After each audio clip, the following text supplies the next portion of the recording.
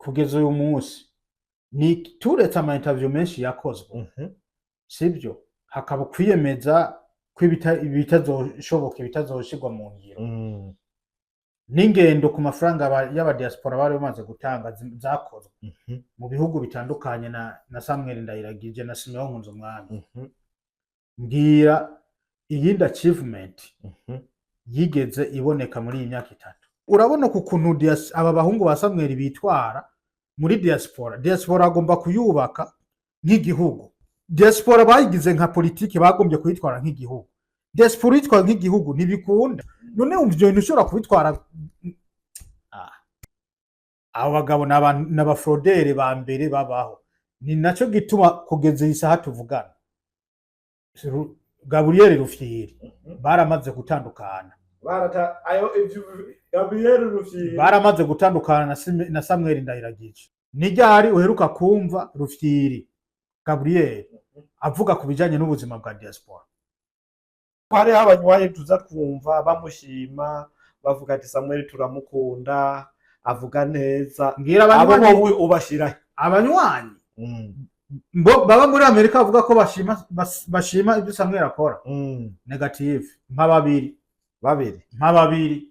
batari muri ya liste ya babandi twari tuzi ko hariho liste irahari twarakoze liste y'abaniryo y'abaniryo kuri Samuel akira bakamira twarakoze liste turayifise abamushigikiye ni baniryo ngo barihanije Chimamanda ngo bijya bintu azaravuga mu myihaniza mwe muri bande umwihaniza nkande ngo barihanije Chimamanda ngo bijya bintu ngazaravuga hariho kwihaniza no guhanura yavuze ngo bamwihaniza nka bande ntibamuhanuye baramwihanije ubwo nibwo bigugu rero bagira umuntu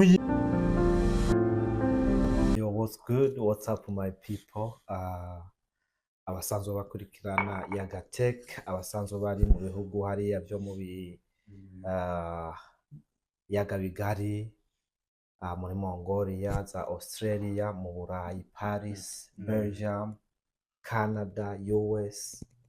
Twagarutse turi kumwe n'umusesanguzi V8. What's up, what's good, how are you doing? I'm doing good. I'm glad to be here. I'm glad to be into the studio of Yaga Tech TV. Yeah. Evan, welcome back for real. Thanks. Thank you. Iyo ushitse mu bwami bwa Yaga Tech ubu uri ready. Indimi zose urabona ko tuzivuga, fashion urazibona. Nta myidogo, nta stress. Yeah. Abantu bamaze iminsi bavuga ati muri ino mesi ahubwo so kukwita umusesanguzi gusa tukwite rutwitsi. Byose turabikora harabaho umwanya wo gusesangura kugira ngo abadukurikirana tubahe inkuru nziza ifise umurongo utumbeye. Hakaba hari n'igihe cyo kuba muri entertainment ko entertaining abantu kugira ngo urazi dufise amasaha 28 ku munsi utegezwa niburi gutwenga amasaha 6 mu masaha 28. Umva rero utatwumvirije usanga bigorana. Eba ndabona ubuzima bwarahindutse, sura ya kijeshi bimeze gute? uri umuveterane canke ni kwa kujya show. Ejo urazi ko ari umunsi mukuru w'aba president ejo haheze tariki 16 zo kwa kabiri aba ari umunsi mukuru w'aba president kandi natwe never nawe urabona yuko byahuriranye n'umunsi mukuru w'aba president muri Amerika muga natwe iwacu muri 257 urabona muzehe ko byahuriranye nawe yizewe na community agashigwa imbere. Umva rero ubu ngo arabayoboye n'ugutwika ntabwo umunsi so gusesangura. abayoboje umunsi n'ugutwika so umunsi wo gusesangura. Umva reka dutwike rero. Eba mbwira bishasha last time wavuye hano utwise Samuel. Niwe nagomba ngarukeko. Niwe nagomba ngarukeko uko urabona um, iyo turiko turavuga ubuzima bwa diaspora ntushobora kuvuga ubuzima bwa diaspora cyane cyane y'abantu baba muri leta zunze ubumwe za Amerika ngo izina rya Vewiti urisiga inyuma. Vewiti ntirisigara inyuma, ntibikunda kubera niba ukenera kumenya amakuru yo muri diaspora utayakuye kwa Vewiti n'ahandi ushobora kuyaronka. Ariko sowa nico kingira kuba umusesanguzi yemewe kandi umutwitsi wa mbere. Amakuru ya diaspora uyakeneye uyabariza iwanje kuko ndafise kahise kenshi cyane, ndafise experience nyinshi ku bintu byagiye biraba, impinduka zagiye zirashika muri diaspora kugeza none munsi. Mba ndi up to date. Uri up to nukuri umutop member wa diaspora kandi kuronka intelligence ntibisigura yuko uba usanzwe na wewe uri umu agent canke ceyivana na connection. Ariko Intel yoyo ubuyifise kirasa. Intel mba ndayifise kubivana na connection ifise. Numva jewe nasize umutahe mu bwizigirwa bw'abantu. Niho nasize umutahe cyane. Muri diaspora uri top mwizigirwa number 1. Muri batanu ba mbere urimo. Ndimwo kubera ndi umuntu cya mbere ndi umunyamabanga, cya kabiri ndi umurongozi cyangwa umuyobozi, cya gatatu ndi umwarimu, cya kane ndi umuvyeyi. Ariko sowa nubwo uvuga ngo urumwizigirwa aho hanze hari video wewe ubwawe wivugira yuko somehow uri mu bantu batumye diaspora isubira inyuma. Iyo video warayibonye? None nsibanga namenye kujya hari ico bita kuvuga ukuri utarenze imipaka. Video ariko warayibonye? Ajya yaramajambo yanje kandi n'ubu ndacyayahagarariye. Ndayemanga nahi wanje by'ukuri. Kuko icyo nariko ndashikiriza abarundi diaspora cyari ikintu cy'inkora mutima muri ujya mwanya muri kijya gihe. None kubera iki wewe kenshi ubukunda usanga ibintu bya diaspora vyitayeho ariko tutabona wigera ushigikira indongozi za diaspora? Jewe sinshigikira umuntu, ushigikira umugambi, ushigikira ubuyobozi bwiza. Urumva rero ubu ushigikiye imigambi ya diaspora ariko ntushigikiye ubuyobozi? Ushigikiye ubuyobozi. Ariko imigambi yawe urayishigikiye? Nta migambi bafise. Nta migambi bafise? None uyu n'umwaka ugira gatatu batowe canke bagenywe kuba abayobozi ba diaspora. Nitwavuga yuko kugira ama interview menshi giharugwa mu migambi canke mu byakozwe mu byaranguwe, aho ndashobora kuvuga bati ba bantu barakoze muga nanjye nsokora. Urumva wewe uvuga ati Samuel Ndayiragije mu bintu yaranguye n'ama interview menshi mu myaka 3 atwaye, ico yakoze ico yashitseko gukora ama interview menshi kandi arimo ibyiyemezo byinshi, ibikorwa bikaba zero. Samuel ibikorwa ni zero. Ama interview niyo yabaye menshi, amajambo yabaye menshi, ibyo bemeye byabaye byinshi, mugabo imyaka 3 irarumanye. None ibikorwa zero. Ku bantu bavuga ati V8 ikintu abasatirira Samuel ati n'ubutegetsi. Jewe nta butegetsi ndondera muri diaspora.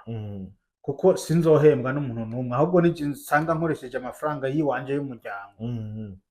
Nkatakaza umwanya mwinshi n'ubaye kumwe hafi n'umuryango. Ndi gukora diaspora itazompemba. None ubwo kandi ntiteze kuzobikira kwawe, ubwo gusatira kwawe nibwo rukundo ukunda diaspora? Nibwo ntubona jewe so kuvuga genda mu patriote, sibyo? I am patriotic. Nimba rero ndi mu patriote, nkaba mbona ibintu bitariko biragenda neza muri community nsanzwe ndimo, ntegezwa kuvuga. None nk'ubu ibintu bubona ati bitagenda neza nibi? Nakubwiye mu myaka 3 currently, mu myaka dufatire kuri iyi ntwaro ihari yo waguze amatora Samuel Ndayiragije.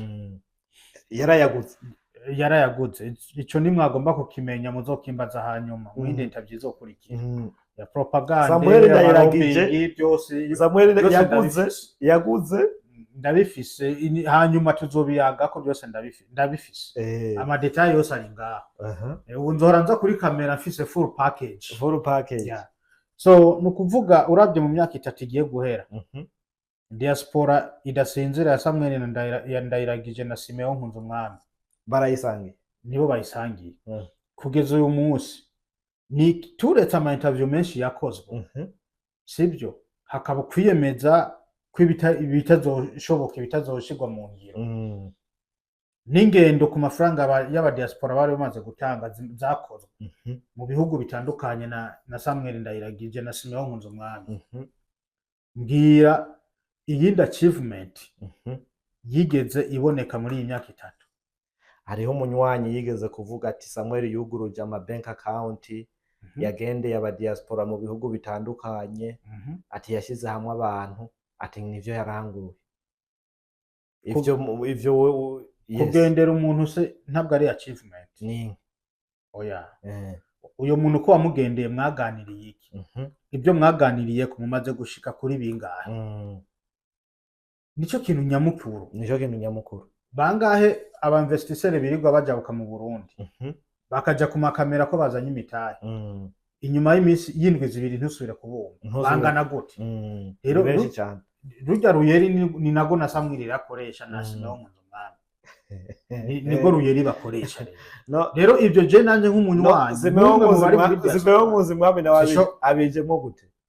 Ujya kare twari twaramuretse kuko yari umuntu ntiyafadika. Simeon Nkunzumwami n'umuntu adafadika, ni umunyaruyeri aba muri Alabama.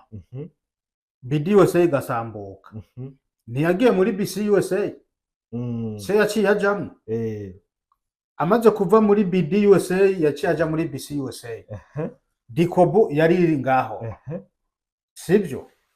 Hariho n'iyindi nundi mugwi ukomeye cyane nuko utavugwa ngo w'abantu baciye muri Kongo muri iriya myaka yakahise urahari. Iyo yose yari migwi yari iriho kandi none iyo yose Simeon yarayirimo sibyo. Yavuye muri BD USA Samuel amaze kuyonona na Simeon aca yigira agomba kuja mu ruhande rw'abantu batemeranya n'ivyiyumviro bya Samuel, niko kucagenda muri BC USA. Ariko amaze kumutera propaganda uko bivanye n'amarobingi bari bamaze inde yamuteye propaganda. Samuel amaze gutera propaganda Simeon bivanye n'amarobingi bari bamaze kugira muri mu mugamba bakagira amarobingi mu bantu bari basanzwe ko bitwa ko bari imbere muri komisiyo yasizweho hagiye Bujumbura mu bushikiranganje bwa diaspora sivyo. Abaramubwira ati Mungu ngaha nutanje inyuma birakomeye. Kwanza yamanje kumubwira ati manje winjiye muri Dikobo. Mwana w'abahungu arinjira muri Dikobo, ama detail yose je ndayafise. Yinjiye muri Dikobo mu misi mikenya Dikobo imaze gutangura. Umuhungu Samuel yongera korokera kuri telefone we wingo dukore nuzenya news station ngaha muri Arizona. News station nka chano ya ntuze ya cable channel, cable news bro. Ngo nzoguhemba 5,000 ku kwezi. Mwana wangu agize ati sha kuyo nkorera uyu n'umujyo ndazuye. Afasha umwana n'umugore n'ibyo mu nzu byose baratekera no muri Arizona. Uwo ninde? Uwo ni Simeon Nkunzumwami. Kandi kuvuga ngo Alabama yarabayeho nani umuryango munini wa nuzenya wa Simeon uri muri Arizona sivyo. Umuhungu aratekeye no muri Arizona ngo barakoze interview ya mbere bariko barerekana mitambo amabiro n'ibindi. Nico kiganiro baherutse gukora nta cyasubiye muri yo news station muri yo stage cyonyene n'ubu nticyasubiye sivyo. Ubone rero Simeon kuntu ati yabaye umuntu atagira hagizene ahabarizwa yabaye nk'imara. Urumva niniryo yabaye nk'imara ni uyu mwanyiri ngaha mu nyuma y'amasaha 2 uyisanga he gutyo. Rero Simeon yabaye umuntu atagira hafashwe. Bamaze kugera muri ntuze muri Arizona ari yesitara muri Dikobo bigenda neza. Umuhungu ntiyatevye kumujabukana muri diaspora ya bose. None diaspora ndundi imaze gushigwaho itaranashirwaho imbere kwanza ndagarutse gatoya. Uyu Samuel uyu niwe yita ngo n'umuvugizi wa diaspora. Samuel niwe yari umuvugizi. Niwe yigira ngo n'umuvugizi wa diaspora. Mugize inuzenya ama conference kuri Zoom. Ukazana ideas zitumvikana yacha kumyutinga. Urumva n'umuvugizi mugabo inama ibera kuri Zoom niwe yabafise table de control. Urumva niwe ya controlling wacuja muri mute. Wacuja muri mute. Waruma yari amaze gushira muri mute. Ndakubwiye je ndi umusesanguzi amadera yose ndayafise. Mfise data ikwiye. Abo bamyutinze nibyo bariko baravuga amatopike byose. None uri kuritwara nabi ubukwi rero imviriza aho ngomba rero tugaruke na umuntu afise umutima wo kubona diaspora yo muri Amerika aho ishobora kwigeza nuko barondera competition yo kurondera uwundi muntu abasubirira Samuel asubirira na Simeon. Sivyo babasubirire manda yabo itarahera. Akarore ngomba ndaguhe amagrupe yose ya diaspora Kenya, Uganda, Burundi, aba komite nini nya urazi kwiri mu Burundi. Nubwo ntibitwa wa diaspora mugabo community yubakiye hajya. Uje ugaruke muri Canada, ugaruke muri USA, South Africa. Ayo magrupe yose bayarimo kubera iki? None se bo babarongoye bashaka bamenye ukuntu abo barongoye ukuntu bamerewe. Reka ndaguha umuco uko reba imeze. Okay. Wewe nimbura umuyobozi wiyemera. Sivyo? Dufate yuko mu Burundi ari wo mugwa mukuru ariyo base ya diaspora. Sivyo? Niho biro, niho headquarters iri. Hanyuma cyo dufata Amerika turigire ishami. Reka tuyigire nk'intara. Dufate South Africa tuyigire nk'intara. Buri ntara ifise buramatari atwara intara. Buramatari ni cyariho cyande cha president mu ntara ya Amerika canke mu ntara ya South Africa, mu ntara ya Uganda canke muri Kenya. Sivyo? None ntushobora kumwizera akaguha raporo zikwiye maka uje mu rubuga rw'abatwara. So uti rero wewe diaspora idasinzira iserukiwe na Samuel ntiyizeye umukuru abayoboye video abayoboye amahope ntabizeye amahope.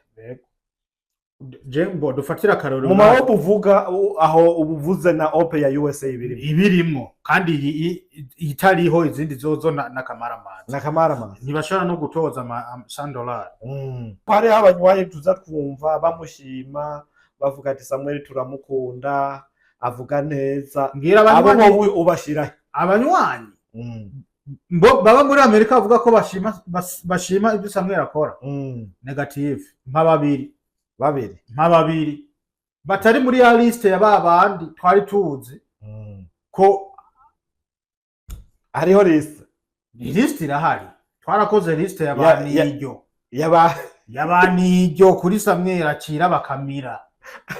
Twarakoze liste turayifise. So abamushigikiye ni baniryo utari niryo ntushobora kubona umuntu okay amaze imyaka 10 n'ikintu akora mu ma community cyangwa ama organization atandukanye akagwanira kuba umukuru mugabigahemuka byose bipfuye. Wewe awogera uvuga ati yarananiwe nubwo manda yiwe itararangira. Je na propose yuko yotanga imihoho canke bitatu bya bitanu mu batwara komite nkuru ya diaspora. Bamubogoze biciye mu matora. Okay, dufate no mu bashiraho izindi nzego zizewe kandi zatowe n'abagize diaspora. None so wewe uri mu member wa diaspora ya USA? Neza cyane. Uri mu member nibihe bintu mumaze kugeraho? Tubigera ko gute kandi bamwe nyene batuyoboye aribo bariko baratwona bariko aribo bonona. So nta rutonde baduha. So ubu ntimwipanze neza no kuvuga nta rutonde baduha. Na manumva Samuel avuga ngo ngo 2040 ngo Burundi ngo bwifashe neza ngo 2060 niko yamavuga bro. Ibyo muri Amerika birakunaniye uri kurajaganya ariko uri kuja guhenda abarundi batazi background yawe bo mu Burundi China mu Buganda niyo umenga barataye ubwenge no muri Kenya bakone kuri umuntu ukomeye wikija muri bro.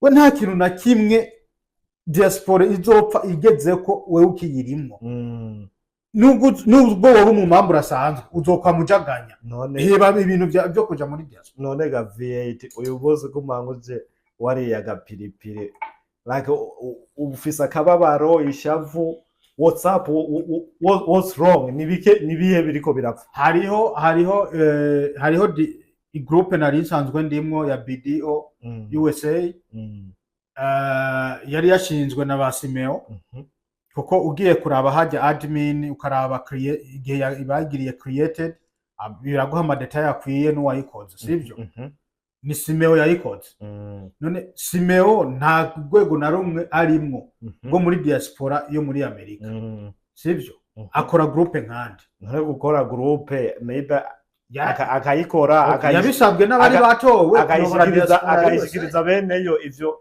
aricyo bitwaye ivyo uyishikirije ucumanika ucuvamwo ukareka ku mu admin kuko ijya administration we nuyirimo we warakajwe nuko bari muri groupe bariko barajaganya narakajwe n'ukuntu bariko baratujaganya ko badutera ibibazo. Ni ama groupe y'amaope yose nibayavemwo bo bakore groupe yiwabo na commission yiwabo cyane bakore nibihe bintu mushaka gukora mwihishe manzuri ndashaka ko bamenya ni canke ni amaope yose afisa abayaserukira na crée groupe acashiramwe baserukira amahope baze baravuganira nk'iyo groupe mugabo groupe zose z'ibihugu bitandukanye nimba bazirimo baziremo nk'abanywanyi b'ibyo bihugu mugabo batitwa ko bari muri administration. nibihe bintu mushaka kuyaga bene mu bibahishe twobihisha gute kandi ubaserukira nawe azo bari muri rya groupe nyine none kuba bari mu byishikira bibona aho byica byaka uburenganzira wa unda twara hope kugira control bwo kwisanzura kuyaga n'abantu biwe nimba nk'ubu hari nk'icyo muri komite nkuru urumva bakora nk'abasupayi ni spy dufate nk'ubu twebwe mu gihugu muri Amerika twikoreye inama mugabo twifuza yuko wewe uza kuyumva ari je ndaguhaye raporo ariko muri ya groupe urimwo byinshi tiko turabiyaga muri ya groupe urimwo none umva iyo ntuzenya iyo privacy yo kwanaliza iraporo uzoshikiriza umubose wawe uyironka gute mugihe wewe uri kurabone n'ibyo nawe aba diaspora bo muri Amerika muri ko mwanka kuba micromanaged ntabwo dushobora kuba micromanage kuko dufise twebwe dutwara niwe twategerezwa kugirane kwisanzura ko nawe akatwisanzurako hama nawe akagenda akabwira wa muntu wiwe hari ati abantu banje bitwara gutya kuko hari nabo ushobora kuvugira babyitwaramwo nabi ukababwira ati ujya yari umwe mugabo bavuze ibintu biri positive bari 10 reka ujye umwe cenda mwihoza ariko wewe uri bose uri muri rya groupe wumva ujya muntu ari munsi yawe none so aronka ubwo bwisanzure gute none urumva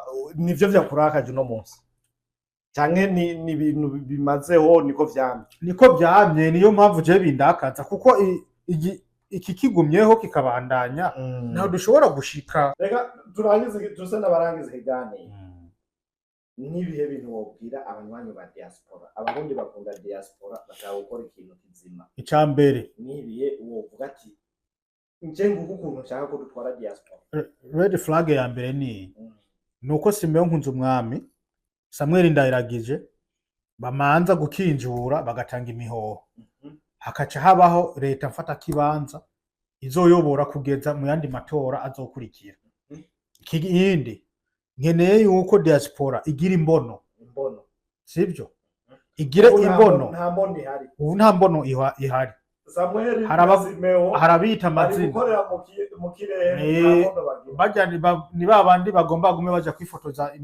kwifotozanya na son excellence berekana abantu ko bamaze kugera ku rundi rwego ariko kubijanye na diaspora ntibayikunda n'abahemu. Habeho urutonde vision ya diaspora. Nimba duvuga duti dufate imyaka 10 canke 20 muri diaspora, uwuzotogwa wese kuri rya manda y'imyaka 2 azoza abandanya wa murongo wa diaspora tuzoba twihaye ukiringo c'imyaka 20. Ico ni ca kabiri. Ica gatatu, amahope yose yigenge. Abantu nka Samweli ntibazoze baza diaspora yo mu Bubirigi bagire konte gwabo, diaspora muri Amerika bagire konte gwabo, bagire komite gwabo. None Samweli na wazoca koresha ya wewe niho tuca tuvugana duti buri hope ku kwezi murungike mu kigega ca diaspora amafaranga ya nayo.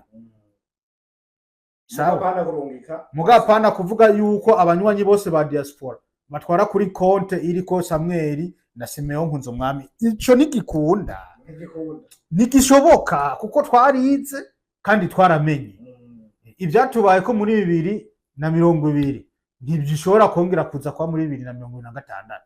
Never. Abarugufina, abarugusamara, abaruguteshanya umwanya. Okay, reka turangize iganiro V8. Uno munsi turabona ni miriro, ni imyotsi, ni breaking news, the truth uncensored. Abantu tutagiye turababwiza ukuri. Hariho benshi bazibwa. Bavuge ngo ntibabimenye n'aba bagabo Samweli na Ndayiragije. Hariho benshi bazibwa kandi ntibabimenye, turi twama turabivuga ntibashake kuvyumva. Abo bagabo n'abafrodere ba mbere babaho. Ni naco gituma kugeza isaha tuvugana Gabriel Rufyiri baramaze gutandukana. Gabriel Rufyiri baramaze gutandukana na Samweli Ndayiragije. Ivyo bifitiye ubuhamya. Interview ya nyuma baheruka gukorana bari kumwe n'ijyari.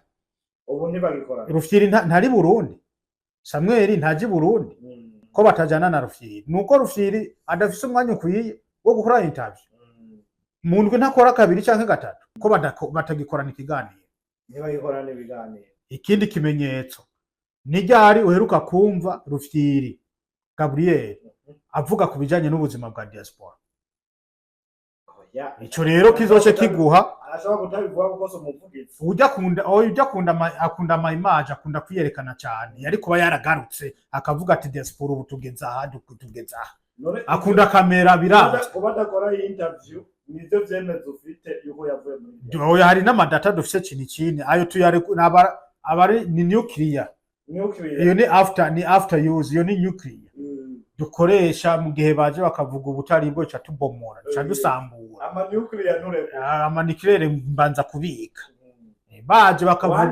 baje bakaduhinyuza cha dusambura n'ivyemezo n'impapuro cha dushira ngaho n'ama text messages y'ibyo baganira cha dushira ivyo cyose n'umwanya amasaha iminota bamarana kuri telefone bari kuvugana WhatsApp cha dushira ureko ibyo ubu twazanye ubusesanguzi burimo kuri na fact.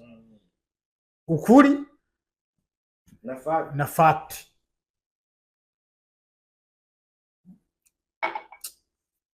Na kamara maza.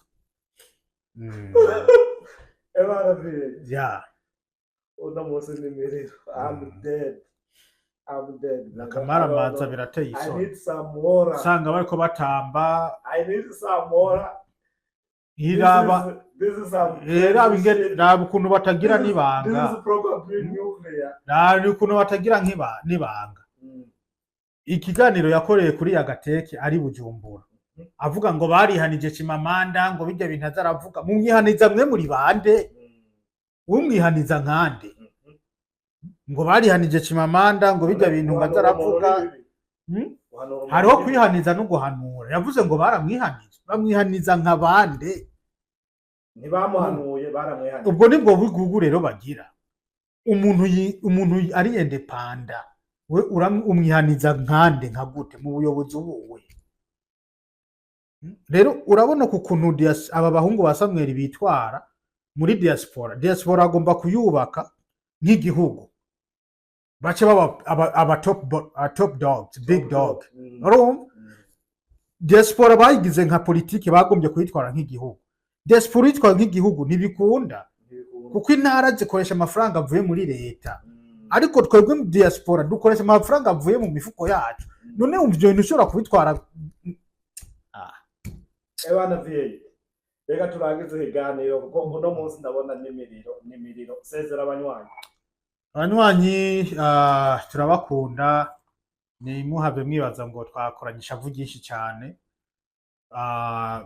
ni ntuntu dufise y'ukuntu diaspora yo muri Amerika abantu dukorera amadolari dufasha abantu bari muri Amerika ukavuga ati umwe bazaratanga amadolari idolari rimwe ku kwezi ku bantu bari muri Amerika mu kiringo c'imyaka 2 twaba tugeze ku mafaranga atari munsi y'umuriyoni n'ubucafu ariko rabu no munsi nta n'umuntu ashobora gutanga n'amasenti 50 adakwiza n'idolari kubw'ubufinyi n'ubusamazi ubusumwa bw'uruyeri buri muri Simeon Nkunzumwami na Samuel Ndayiragije rero nico gituma tuvuga dukaze n'ahandi ho nta gashavu turabakunda ama mubandanye mukurikirana ya Gatech TV mwari kumwe n'umusesanguzi King Vewit Ebana merci sana abakozi ba Gatech turabashimiye aho musanze muri hose muvugire ibihe byiza Imana ibazigame ciao ciao uri ya Gatech